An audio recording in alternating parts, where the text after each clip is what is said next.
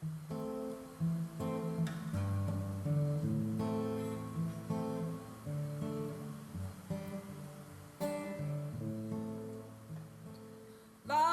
of locust, cedar slits, I offer sweat and splinters.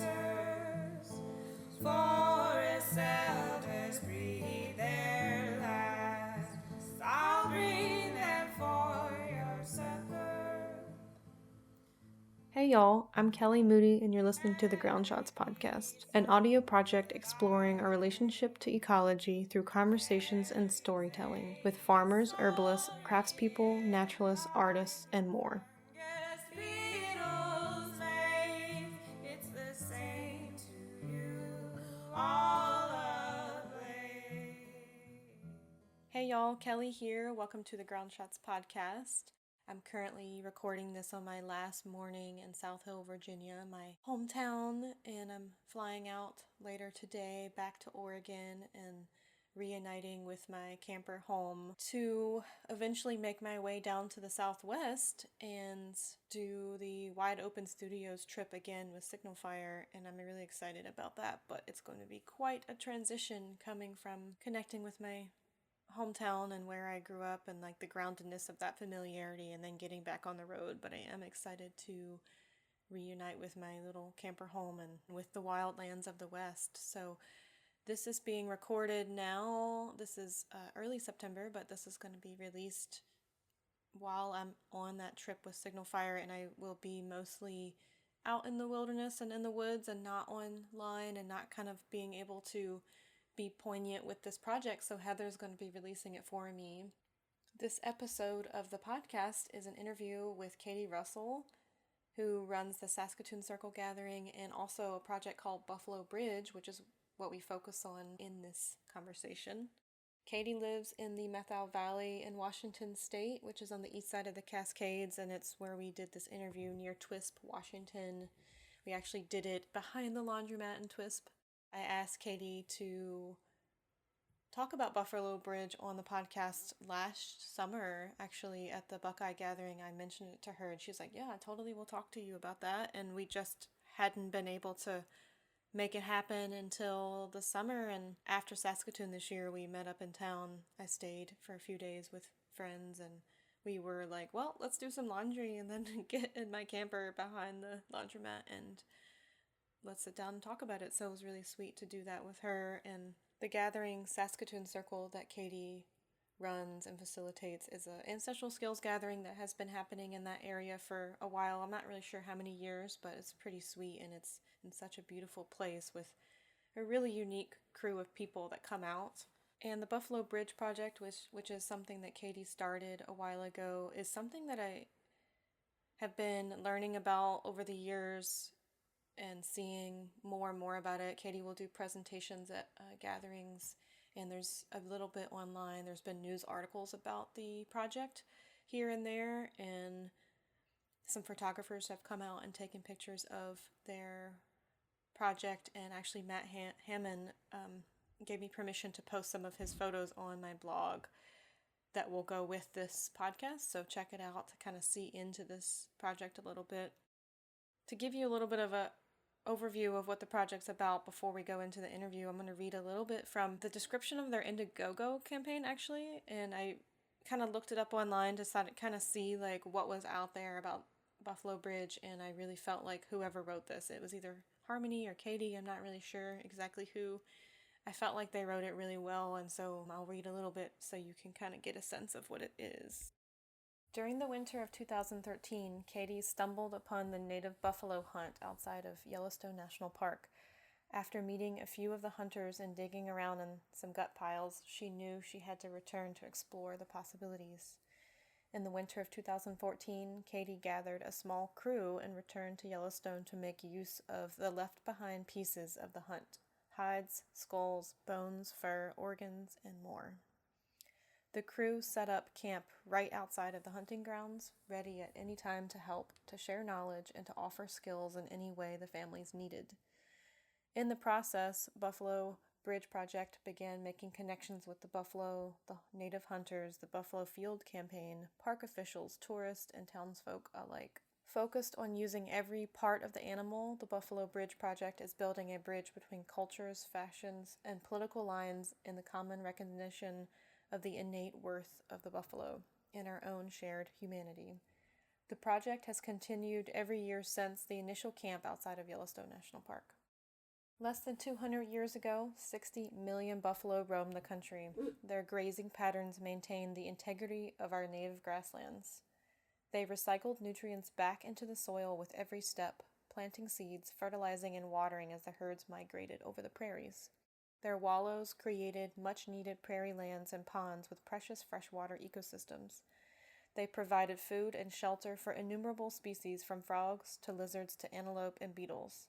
The buffalo were one of the most important keystone species in the ecology of the plains and often referred to as large-scale ecological engineers. Many of the nation's first people depended on the buffalo for most of their survival needs. Because they provided so much, the herds of bison became integral to almost every part of human life. They offered food, shelter, clothing, children's toys, silverware, blankets, clothing, rope, bags, water carriers, bowstrings, glue, tools, fire fuel, and more. The herds once numbered in the millions and provided a comfortably abundant life for many of the buffalo hunting people. By the early 1900s, however, European colonization had almost completely eradicated the species. Within a few generations, as few as 23 wild bison remained. 23! These solitary animals had survived by finding refuge deep in Yellowstone National Park's boundaries. The decimation of the wild buffalo was crippling to the cultural biosphere of the First Nations.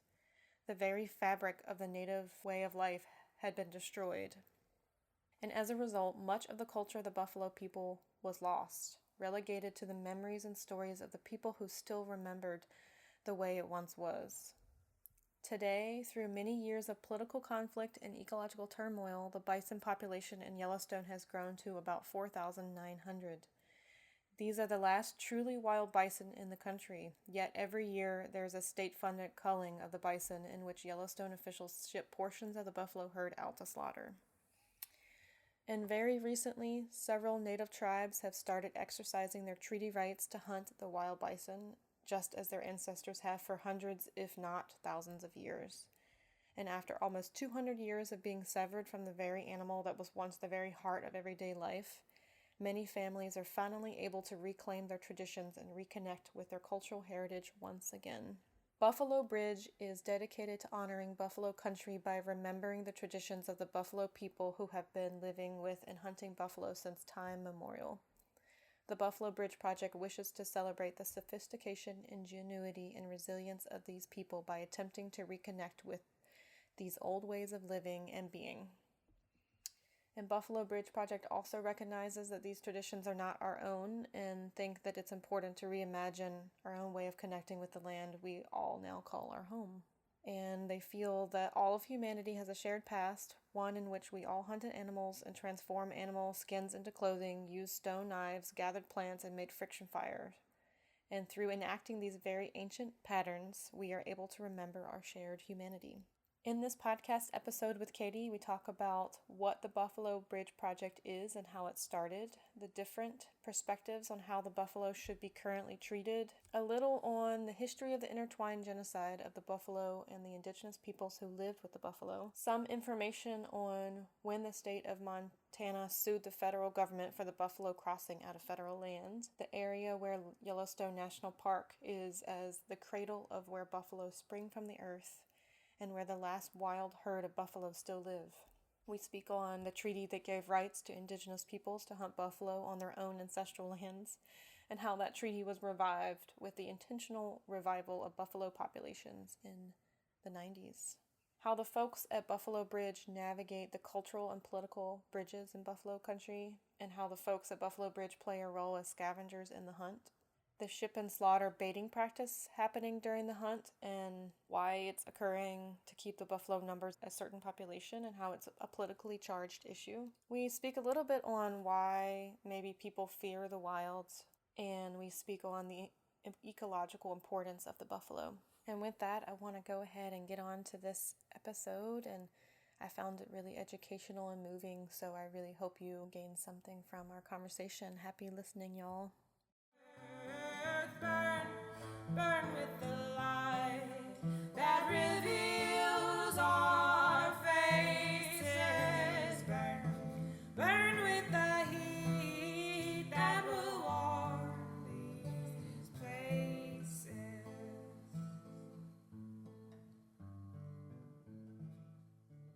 Here we are in Twisp, Washington. I'm sitting with Katie Russell, and maybe you can start by just introducing the project, the Buffalo Bridge Project, and how it started. The Buffalo Bridge Project is kind of an evolving group of people and friends that we go out to Yellowstone's buffalo country in the middle of winter, and we kind of wait for the buffalo to cross into the hunting zone, and then we are on hand. We're there to be of service to the hunters who have traveled a really long ways to eat their ancestral food and be part of this ancient hunt. And it's a tribal hunt, treaty hunt, and it's organized by the different tribes that participate, and there's a few state tags as well, but very much lower numbers there. And so we set up a camp along the river there, and we just sort of do whatever we want to do until the hunt happens. Last year we got 5 roadkill elk before the buffalo started moving. And it's always different. Every year is different and has a slightly different focus, but the truth is that we're there for the buffalo themselves. We're there to help make use of all their parts and pieces, and to get people excited about all the bits that are there. The buffalo are so generous to the people, and their bodies are full of just absolute treasure. And I think, like, most people are thinking about the meat because that's what is, that's the whole thing. Is like you're going out to make meat, but there's bones, and there's hides and horns and sinew. Oh my gosh, the sinew and the collagen that comes, it's like incredible. It's incredible. And it's necessary because the physical act of hunting, that just takes a minute of the bullet. And a lot of times the hunt is waiting around and waiting for the animal to cross the invisible line and coordinating with other hunters and other tribes that are there at the same time. So there's a lot that goes into the hunt itself, but you pull the trigger and then the work begins. Mm-hmm. And in in an intact culture, there's a lot of hands doing that work. There's a lot of hands. There's a lot of help. And sometimes hunters are out there by themselves with tags for all their family.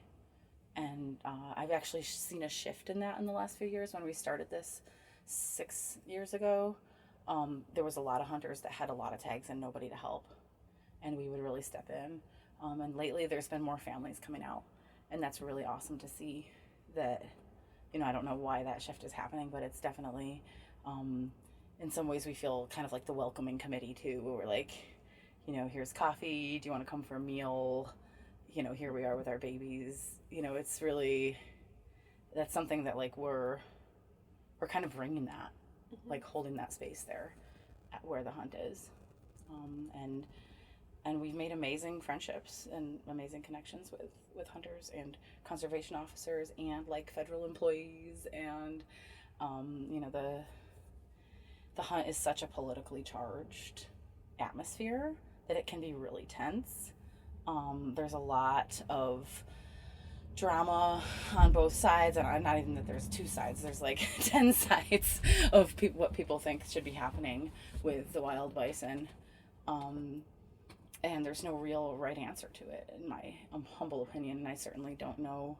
I'm not as versed in the science as some people are, that's their focus, and I'm not.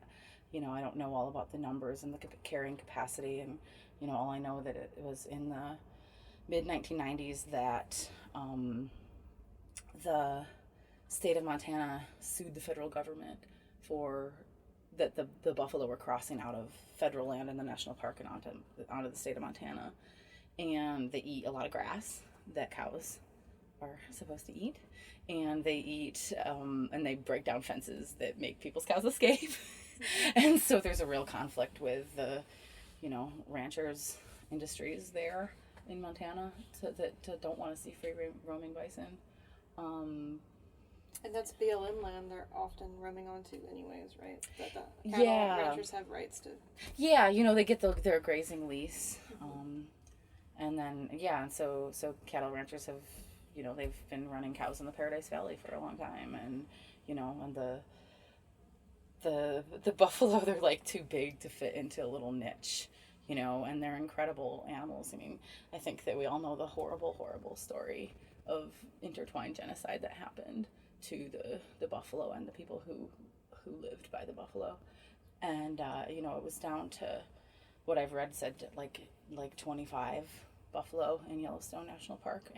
And Yellowstone is like the cradle of buffalo country. I mean, that's like they spring from the ground there, and there's other places like with those stories, but there, a lot of people hunted buffalo there for a long, long time. And even, not too far away, there's like the buffalo jump where ancient folks ran them off the cliff, and that all, it's all part of that landscape. And so the turn of the century, there were 25 buffalo, and the Treaty of 1855 gave a whole lot of tribes rights to hunt buffalo country as long as the river flowed and the grass was green. And, then there were no buffalo to hunt at all. And so in the mid-90s, I'm going to cry thinking about those buffalo just coming back, and like people tried so hard to get rid of them, and just like they try to get rid of the wild people, and they can't. And so now the buffalo are coming back in numbers. Like, there's like anywhere between 4,000 and 6,000 estimated at any one time, and there's some different studies say the carrying capacity of Yellowstone is like 3,500, and clearly there's more. In my opinion, there should be 1 million again. But I also recognize the logistical issues of that happening. But I feel like the buffalo or bison or whatever, that's kind of, people use different words, but they're poised. They're poised. They're like the cradle of their kind, and they're that's like the last place that there's always been wild buffalo.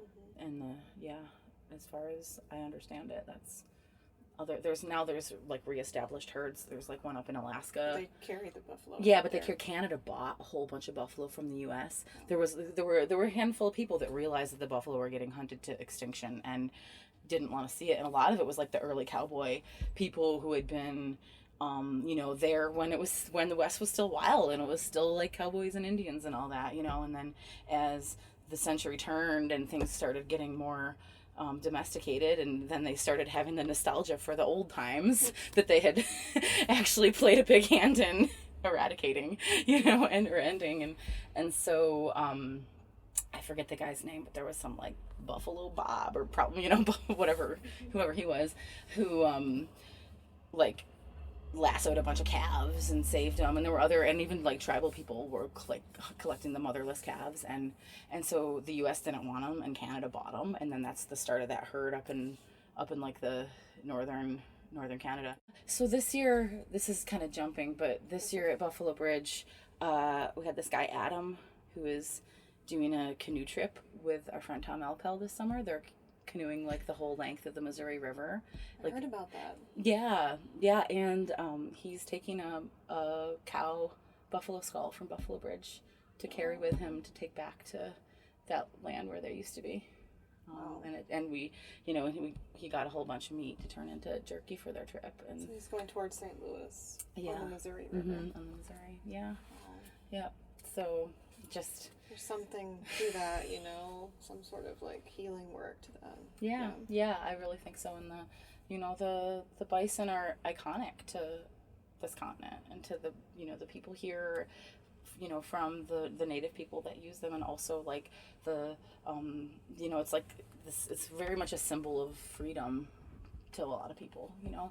And the way that I always see them is like they, because they do, like, their bodies carry everything a person could ever need, really. I mean, I can't really think of what they don't give us that we need, you know, including like the gift of just their bodies and love, you know, like that's our too. And so, you know, they keep us warm and fed and clothed and entertained and nourished in all the ways, and make tools and tools and toys and everything. Sewing material, sinew, buffalo sinew is like one of the most amazing things to sew with.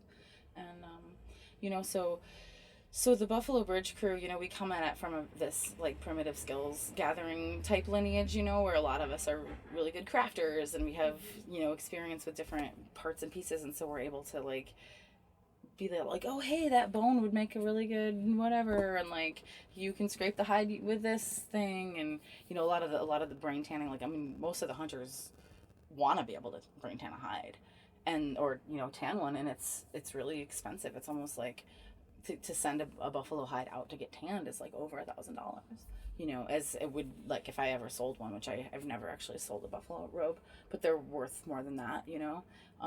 But part of what we do out there is like tan hides in the field and show people what we're doing, and give people like the idea of, you know, what it looks like to do it, and that they could try it at home.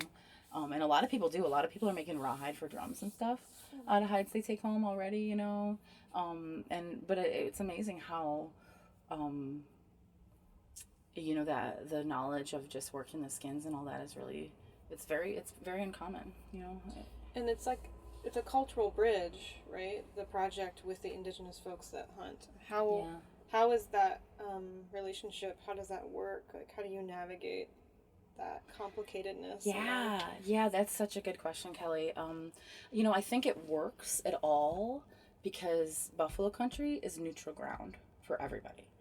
You know, it's not like us going down to the res and setting up camp and saying, hey, come see this, you know. And it's also like everybody is traveling to that place, so it's in, you know, and there's different dynamics between different tribes and stuff, but everybody's there for the same reason, for the buffalo. And so people are just in their like most open-hearted space around it, and I think that's a gift that the buffalo bring us too, is that they bring us all to that one place, and it's pretty darn special. And it just really organically flows into like, hey, you want a hand, you know. And pretty soon we're laughing and joking and talking about how to cook stomachs, and you know, we're laughing at the babies, or, you know, somebody's like, oh, you know, just jokes. And there's something about that like shared labor that is really transformative to friendships.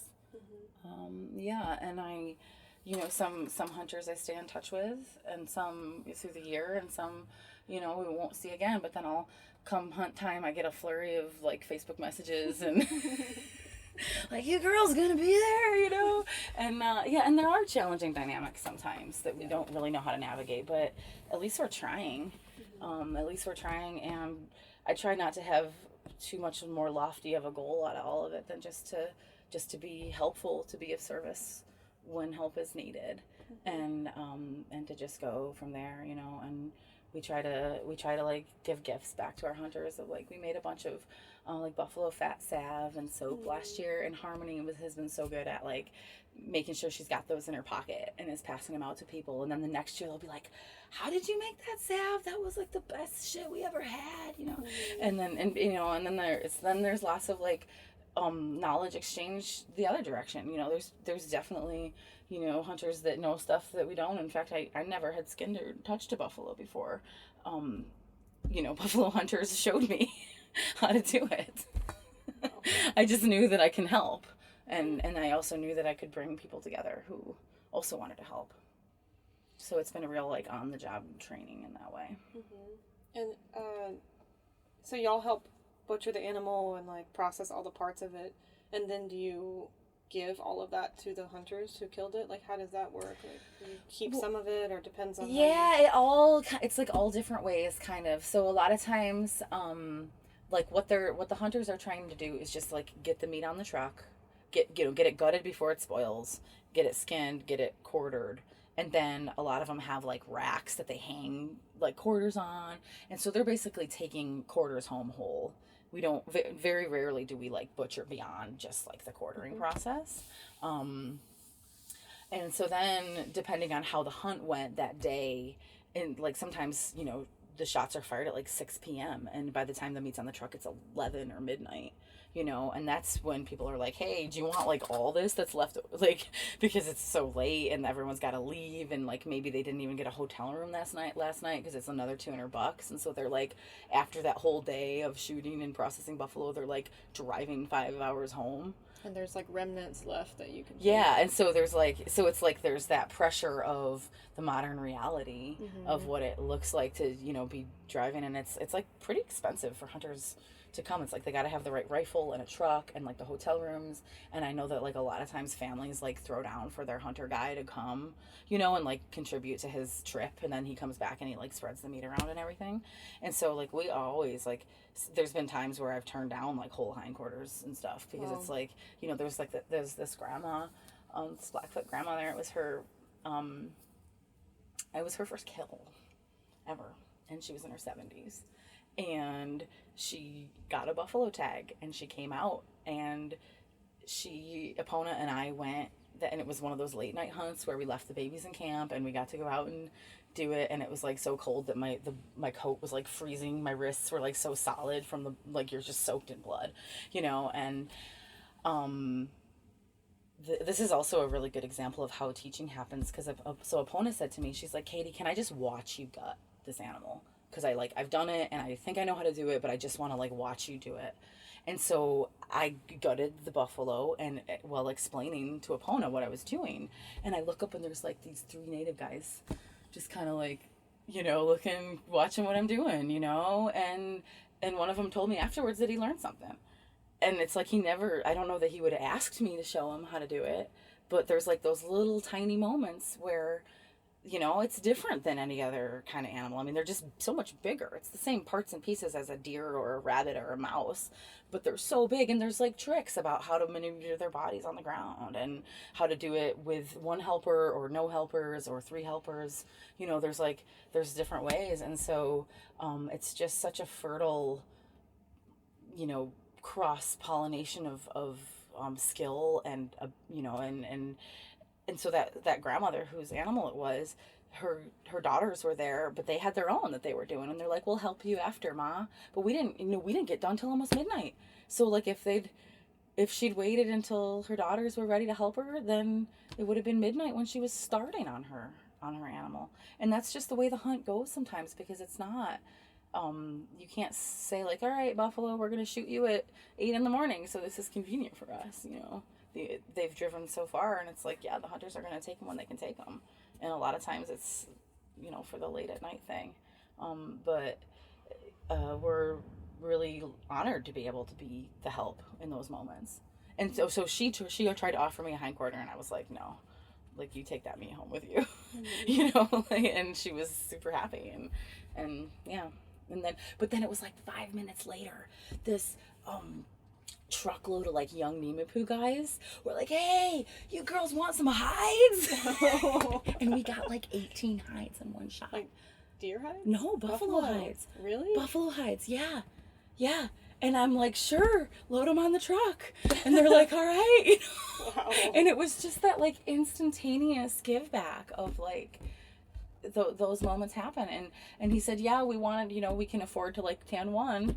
It was like this whole big family that had come out with all their tags, and they're like, yeah, we're going to pitch in and tan one for ceremony, but then like, what do we do with the other 18 of them?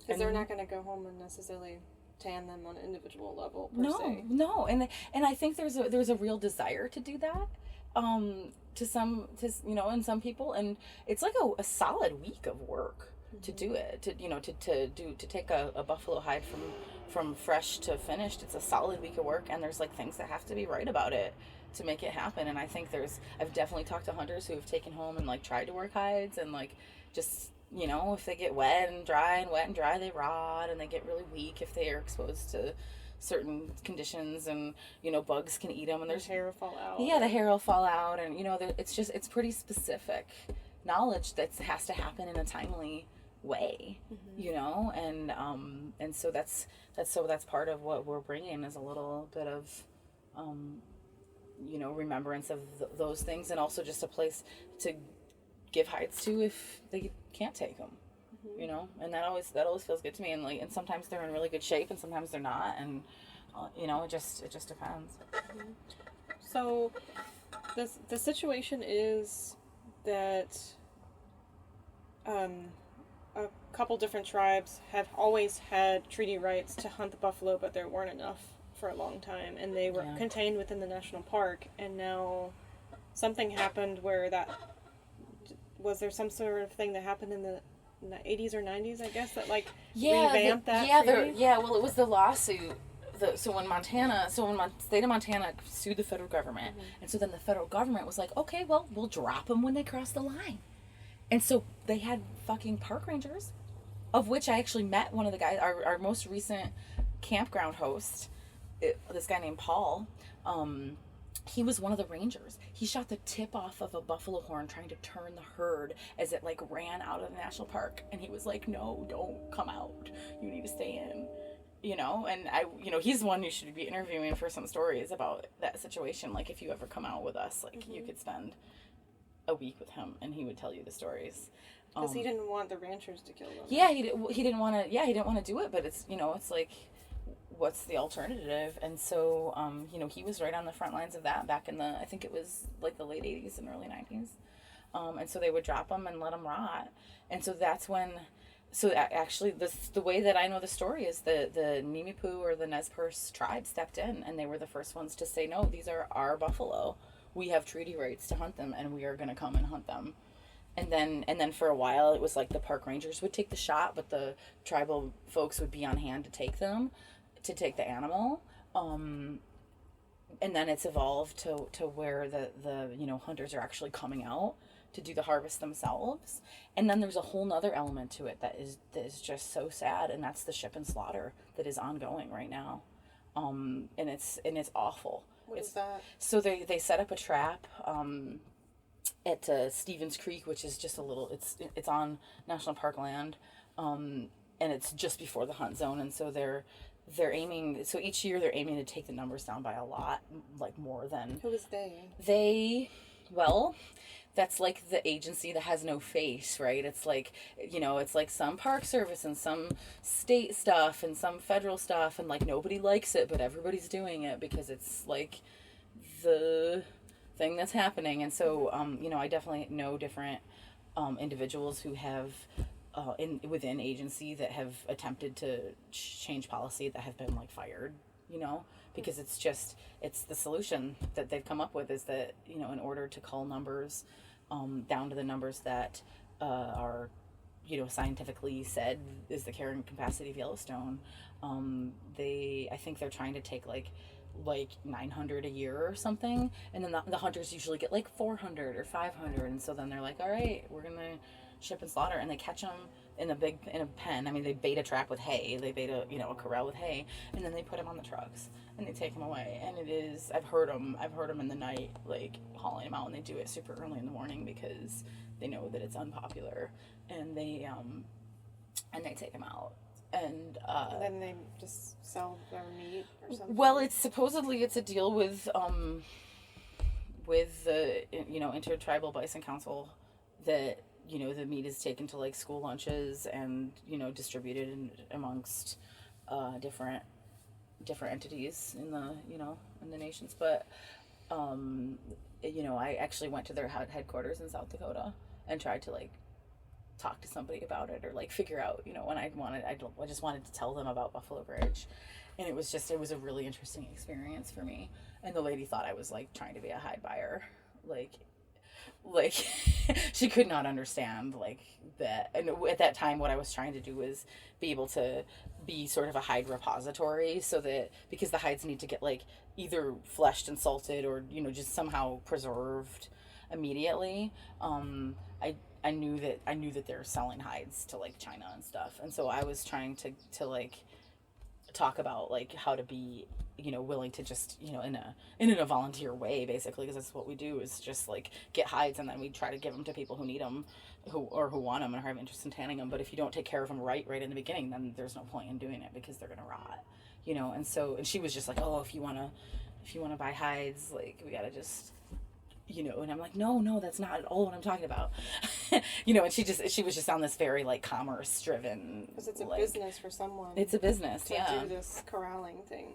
Yeah, and it's and I can't say that I know what the answer is to it, because it's so politically charged and so many like elements to consider, but I do not believe that the ship and slaughter should be happening. And I really feel that if more people knew about it, there'd probably be more pressure for it to end.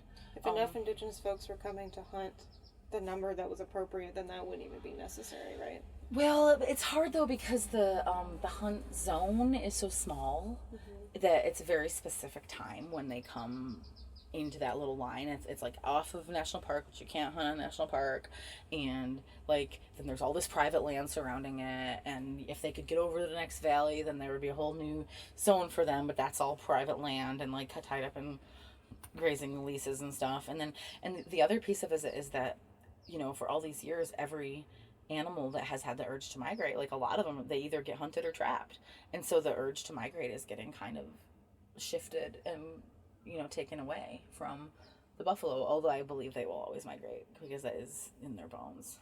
But it's it is shifting, like the times when they come, it's like less predictable than it used to be, and like everything is shifting, and like is the winter gonna come, and there's times when they don't come out. That's happened, or there'll be like really low numbers that do come out, and so the hunting, there's like no guarantee that the hunters can take that many. And so the ship and slaughter is like a culture thing, Because you're luring them out, or someone is luring them out. Basically. Yeah, and just catching everyone that comes through, because there's a big corral and a pile of hay there, and they just get them, including when hunters are waiting at the line a mile away, like waiting to harvest. Oh yeah, it's so like, honestly, yeah, like I feel a little nervous about saying all this, because it's super super politically charged, and there's been like legal action against people. There's been like people chaining themselves to the gate. There's like underground folks doing stuff that is. I've heard about some activism around protecting the buffalo. Yeah, I mean, y'all's work is activism. It's a form of activism, but it's about like supporting Indigenous folks to connect with this animal that they've always had a relationship with, because it's their right to have that relationship. And then these people are trying to protect the buffalo that are basically being trapped and sold and like put into our capitalist system. Yeah. But I didn't really know how y'all interacted with that group, but I think you probably had the same goals in mind. It's just we really do. We really do. The Buffalo Field Campaign is the organization and they started right when the park started dropping them, and they were like a I think it's like a watchdog is what you call it. Like they were just witnessing, and they were recording numbers. And it's really grown, and they do a phenomenal work in like the legislation arenas in terms of like opening up avenues for more land that the buffalo can roam freely on. And that's kind of like they have like this bottom line that like every buffalo should be a wild and free roaming buffalo. Every wild Yellowstone bison has the right to be wild and free roaming, and I applaud that mission in a huge way, and I think that they do really really good work. And we've definitely clashed with them, because, from a certain perspective, what we're doing looks like we're celebrating the hunt, and we're making it more palatable to local people, because a lot of local people who live there are like, hey, these gut piles are really like huge and smelly, and there's like stuff left in the field and hides, and like we wish that weren't happening. And so we're kind of this magpie crew that comes in and like picks up all those pieces, and the local neighbors are like gung-ho about us because we're actually doing something physical to like alter what they see as a negative situation. And the Buffalo Field campaign feels, I think there's individuals that have different opinions in the organization, and so I can't speak for their whole mission statement. Like, I think on paper they support indigenous rights to hunt buffalo and like treaty rights and everything, but a lot of time the boots on the ground think we're evil and think we're profiteering off of a war, and the whole element of making it look good. The glorification of guts or something. Yeah, the glorification of it all. And and there's been we've had some like photographs on pretty well-known platforms that are gorgeous and beautiful and visceral, and the blood and guts. And I think people have a real draw to that because our society is so shallow that everything is just superficial. And so when you see those pictures of like the insides of these glorious animals just laid bare, I mean, there is something, like, I don't care who you are, what your background is, or your family or whatever, like, that hits home, that hits right where it counts, is like what's inside. And so it's really powerful work. And so yeah, I mean, we're we get flack for not being more political from the Buffalo Field campaign. They want us to like parlay our relationships and like towards their goals, and I've always just maintained a real neutrality, because we need to be able to talk to everybody. Mm-hmm. We need to be able to talk to the old ranchers. We need to be able to talk to the people who have lived in the Yellowstone Basin for 3 generations. We need to talk to the hunters who are coming from all over.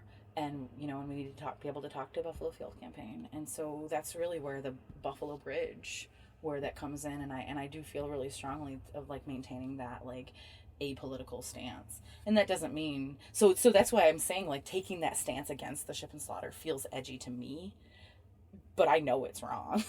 I know it's wrong. And deep down it's wrong. Yeah, it's absolutely wrong,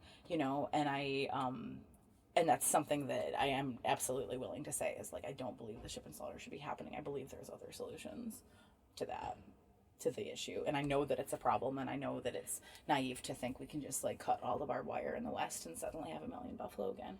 Even though, wouldn't that be nice? Maybe eventually that will just happen of its own accord, and our job is to steward the beautiful wild genetics of the wild Yellowstone herd until the fences come down and out they go.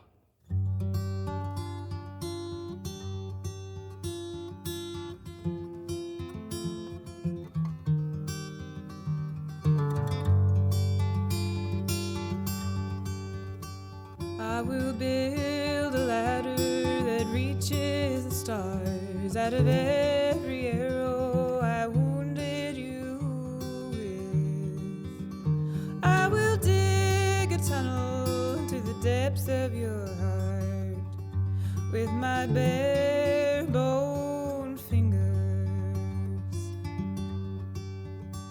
I will dance naked like a fool in the street. I will tear out my hair and blacken my face. I will beat a path to your balcony. I will chase you down. When I find you, I will make you love me. I will be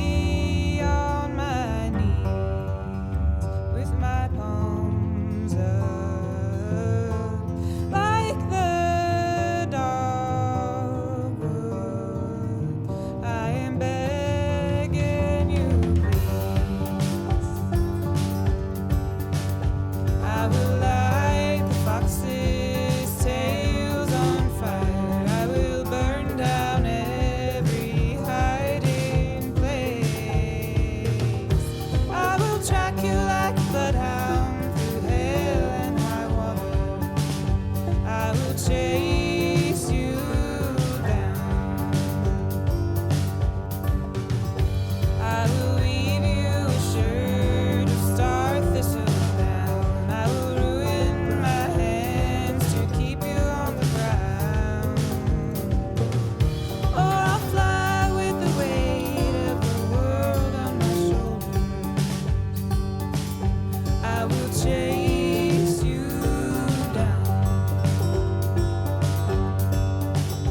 when I find you, I'm gonna make you love me. I will be on my knees with my palms up like the dogwood. I am begging you.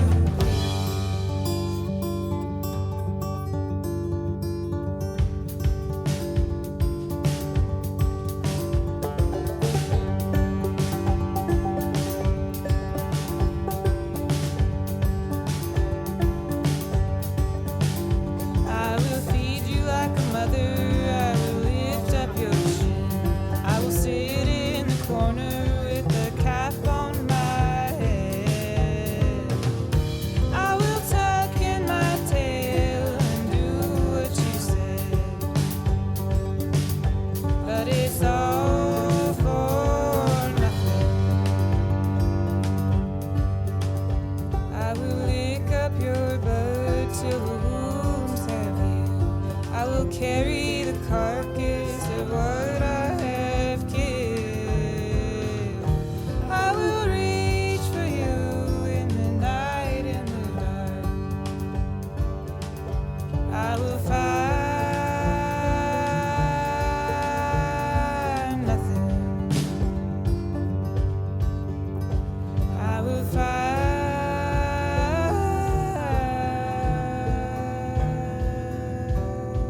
nothing.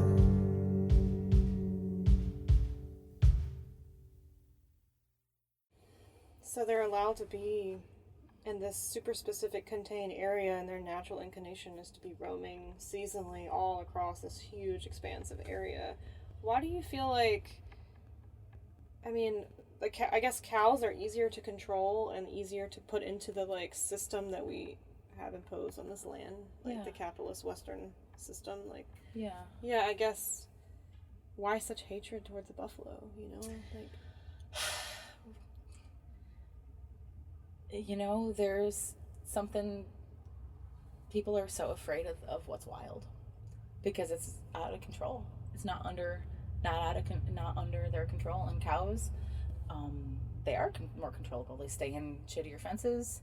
You know, the buffalo will go through any fence. Like, you know, it has to be a really specific, like, high tensile, hot, you know, fence to keep them contained. And so they just like walk right through what would contain a cow, and they go where they want to, and they do what they want, and that's why they're so good for the landscape. You know, cows, we put them in these pens, and even if it's 1,000 acres of a pen, it's still having the impact on that small corner of the earth in a way that, you know, the buffalo like come through and they trample everything and then they leave. You know, and then life springs back. I've been thinking a lot about what land needs to like remain productive, you know, in terms of like simply grass. I mean, so many things eat grass. Grass is like this staple of the you know, like the savanna style landscapes, and productive from an ecological. Yeah, productive from an ecological standpoint. Exactly. Thanks for clarifying that. Yeah, I'm definitely not talking economy right now, but if every grass seed is always eaten, or if the grass is like always eaten and never allowed to seed, it's only a couple of generations of that until the grass is gone, you know? And so the way that the world works is perfect and beautiful, and you know, and buffalo go, if you know, animals left to their own devices will, you know, not necessarily overgraze. And I'm definitely getting into like statements that could be argued as fact, you know, or you know, or like taken out of context and shown to be wrong. But I do feel that like agricultural management and the way that, you know, if you've got your 40 acres and your 40 cows, like they're just going to be on there, and it's going to change the landscape. I think that's pretty obvious. Mm-hmm. And so we get the free roaming herds that we don't have any control over. Mm-hmm. And people are afraid of that. Yeah, like the buffalo have been an integral part of the ecology of the Midwest and the West for so long, just like fire in a way, you know, like continuously maintaining this balance and equilibrium. And Absolutely. I think the imposition of private land ownership and this sort of boxed inness, like you're saying, where you can't let that flow happen. I mean, in so many ways, this is a problem. Yeah, it's had a major effect on the ecology of the whole West and Midwest, the whole continent, really. Mm-hmm. Yeah. Well, and there's a lot of people who are doing really good work towards making huge places for buffalo to be, and there's been a lot of efforts towards rehoming some of these wild Yellowstone bison, and there's been a lot of opposition to it. There was like this whole quarantine thing that happened that so one of the other issues with the free roaming bison is that they carry brucellosis. They were exposed to brucellosis in the turn of the century from dairy cows that were in Yellowstone to make ice cream. And so that's where it came from into the wild herd, and so now they have it, and there's different science about like what percentage have it, how does it affect them, but it causes abortion in cows, and buffalo have evolved with I don't know actually how this works, but supposedly it doesn't cause abortion in bison, and it just, you can't really tell that they're sick or anything. But if a cow was to like eat a bison placenta, they could get this brucellosis, and the laws are pretty strict about killing that whole herd if one gets it, because it's just this, it would be devastating to the cattle industry if brucellosis spread through. But elk have it, and elk are like all upping with cows all the time, and no one cares about the elk. Nobody cares. Like people like hunting elk, and people, it's like the elk don't share the same niche in the same way. Don't you think people would like hunting buffalo too, if there were enough that people could actually hunt them the way that we hunt elk and like manage them as a wildlife? Right now, the wild Yellowstone bison are managed by the USDA as livestock.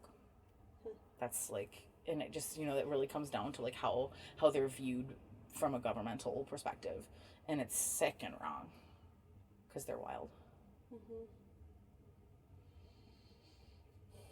So there's a fear that if they intermingle with the cows, then it'll have a huge economic impact on people who have private land around where the herd lives. Mm-hmm.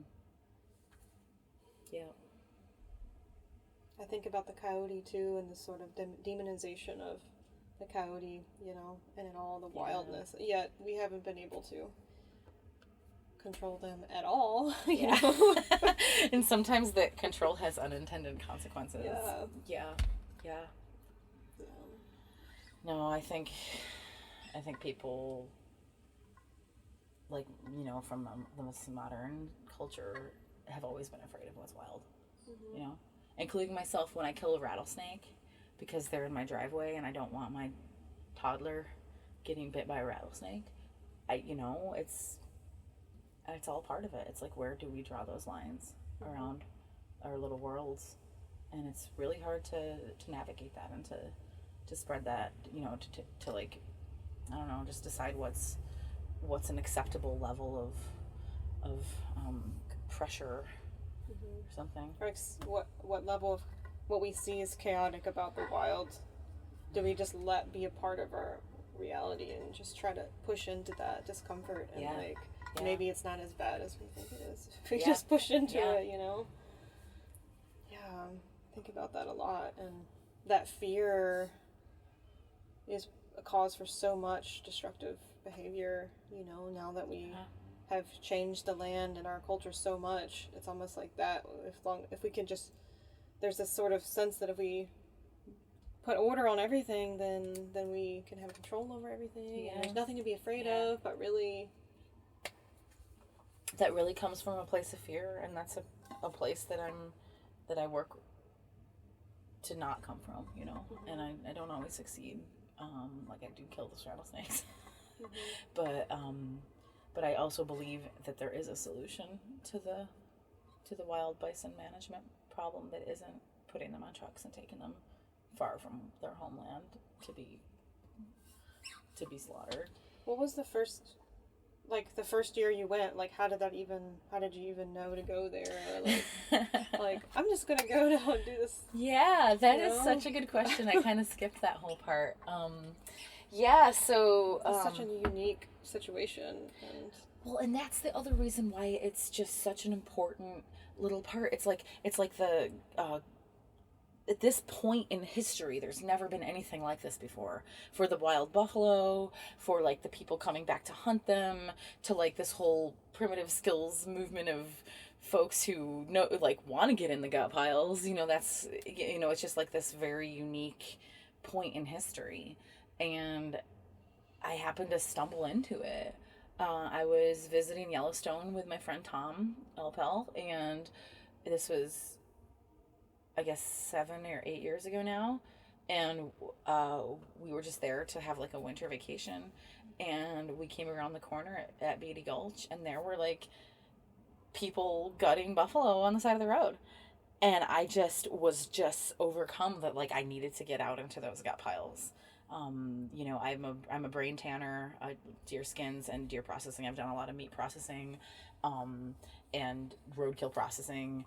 And I know that the gut pile is like a treasure trove. There's like food to eat, like heart and liver and kidneys and fat. And there's the stomachs that can be either tanned or eaten. There's like even like the esophagus you can make stuff out of, and the intestines you can use for sausage casings or twist up for cordage, or it's kind of actually endless of all of the treasures that are in there, as long as you need like the time to be able to process them, and also just the willingness to get elbows deep in the gut pile, which that's something that I was just somehow born with that ability. And I know a lot of people who are cringy on it, and then actually it's like, oh right, this is what it means to be alive, is to accept that death sustains us. And it's really a powerful thing. And anyway, so we came around the corner at Beatty Gulch. I saw the gut piles. I saw the hunters. I wanted to be respectful. So we went back to town, and I was just like, oh, I can't wait to get out there. But I didn't want to like push in on the hunt. And then came back a couple hours later, and they were still at it. People were still working away. And I was nervous. I mean, it was like a whole bunch of native guys out there, and Tom stayed in the car. And here, there's definitely some like cultural stuff that's hard, and like being a white person coming in and being like, hey, can I get involved? I'm like a white 25-year-old girl, coming out, and I definitely never want to step on anybody's toes, and I never want to like, I always want to just meet people as the people that they are, and so I walked out, and I was like, hi. So awkward. And this guy looked up from me, and he was seriously elbows deep, and he says, "This used to be our land."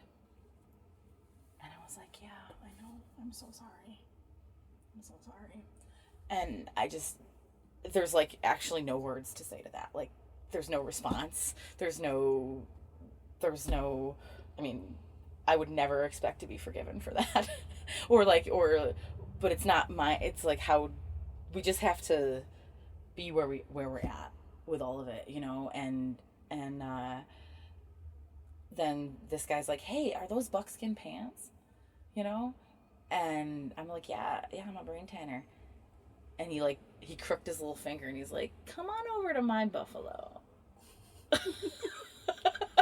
And I went over to his buffalo, and he asked me about myself and what I was doing, and I said, geez, I just got to get into those gut piles. I walked out here because I want to scavenge the gut piles. And he said, we need people like you out here. And I promised him I would come. And that guy, his name is Lee White Plume, and he has consistently been such an ally for the Buffalo Bridge team. I mean, he's a member of the crew, but he's a conservation officer for the Nimipu tribe, and he is an incredibly skilled hunter and skilled processor, and I learned most of what I know from him, and he's been the doorway to why this project has been successful. Without that door opening, it wouldn't be happening. And I told him I would come, and then that first year I got grant money from this organization called Primitive Found, that I believe I was their first grantee, And so we were funded to like get a wall tent and a wood stove and, you know, firewood money. And I put together a little crew that, that first year it was myself and then Jill Gemberling and Harmony Cronin and Josh Dodds were like first on the scene, there to set up camp in like 20 below weather. And I had no idea what to expect.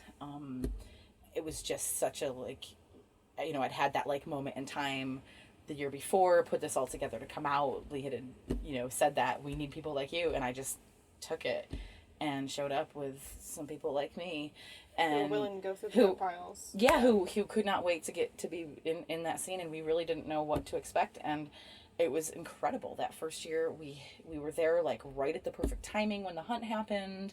We were the campsite that we had was like right on the front lines, basically, where we would like see animals dropping and like hear shots firing, and then we'd be like, hey, who needs help? And like we would invite people down for coffee, and it's such an intense like scene to be a part of, you know. And then there's like Buffalo Field Campaign people there, like in their Subaru with their binoculars taking pictures of, you know, people who I know it's like an indigenous youth having his first hunt, and they've got their big fucking camera like right in there, you know. And you know, and it's just like there's all of those lines and all of those boundaries, and we like the amazing people that have come out there with me, we've all just really been able to add our own piece to that experience and to bring different skills in different areas. You know, some people are really good at like interacting with the hunters and, you know, joking around or whatever, and some people are really good with like the meat processing and like the canning, and you know, some people is like, I love when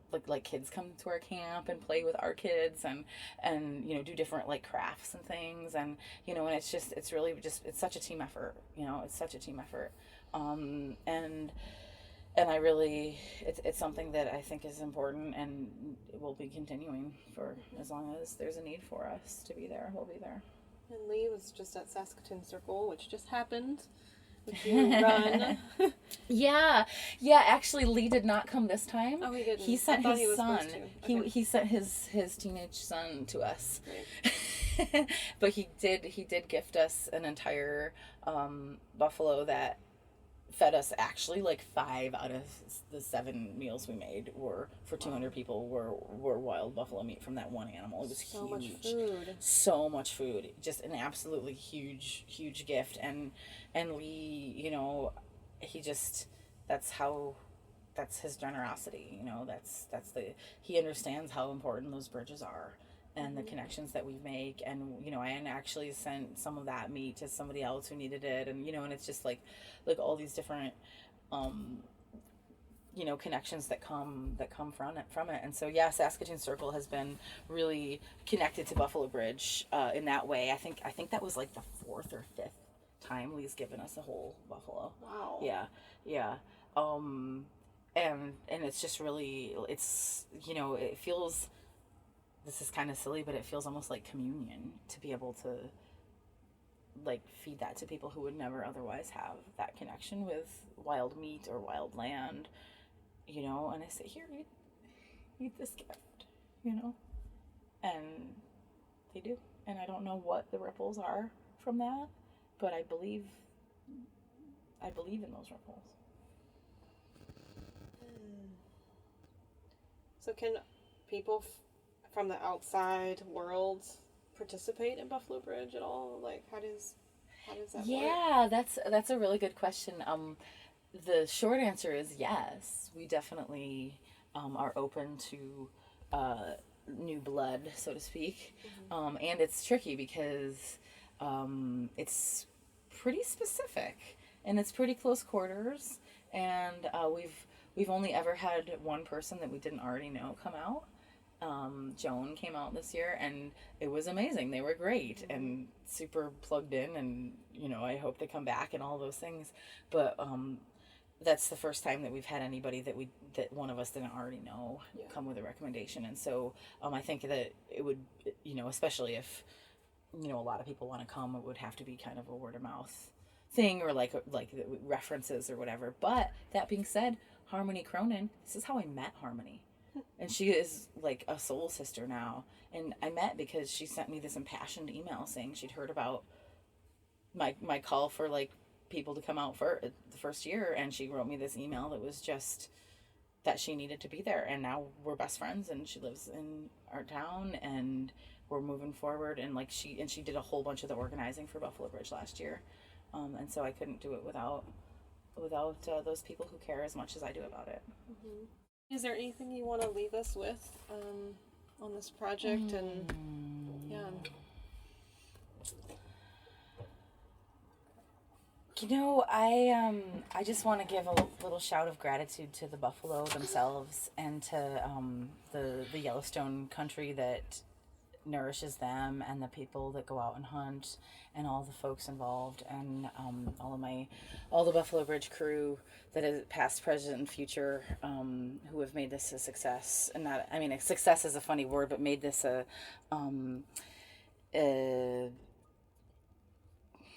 project that works, you know.